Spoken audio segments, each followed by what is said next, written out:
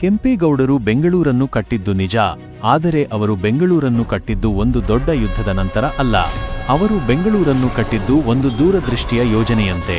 ಕೆಂಪೇಗೌಡರು 16ನೇ ಶತಮಾನದಲ್ಲಿ ಯಲಹಂಕದ ಪಾಳೇಗಾರರಾಗಿದ್ದರು. ಆ ಸಮಯದಲ್ಲಿ ಬೆಂಗಳೂರು ಒಂದು ಸಣ್ಣ ಹಳ್ಳಿಯಾಗಿತ್ತು. ಕೆಂಪೇಗೌಡರಿಗೆ ಬೆಂಗಳೂರು ಒಂದು ಉತ್ತಮ ಸ್ಥಳವೆಂದು ಅನ್ನಿಸಿತು. ಅದು ನೀರಿನ ಸಂಪನ್ಮೂಲಗಳು ಮತ್ತು ವ್ಯಾಪಾರ ಮಾರ್ಗಗಳಿಗೆ ಹತ್ತಿರದಲ್ಲಿತ್ತು. ಆಗ ಕೆಂಪೇಗೌಡರು ಬೆಂಗಳೂರನ್ನು ಒಂದು ದೊಡ್ಡ ನಗರವನ್ನಾಗಿ ಮಾಡಲು ನಿರ್ಧರಿಸಿದರು. ಅವರು ನಗರದ ಸುತ್ತಲೂ ಕೋಟೆಯನ್ನು ಕಟ್ಟಿದರು ಮತ್ತು ಅದನ್ನು 4 ದ್ವಾರಗಳಿಂದ ರಕ್ಷಿಸಿದರು. ಅವರು ನಗರದಲ್ಲಿ ಕೆರೆಗಳನ್ನು ನಿರ್ಮಿಸಿ ಜನರಿಗೆ ಕುಡಿಯುವ ನೀರನ್ನು ಒದಗಿಸಿದರು.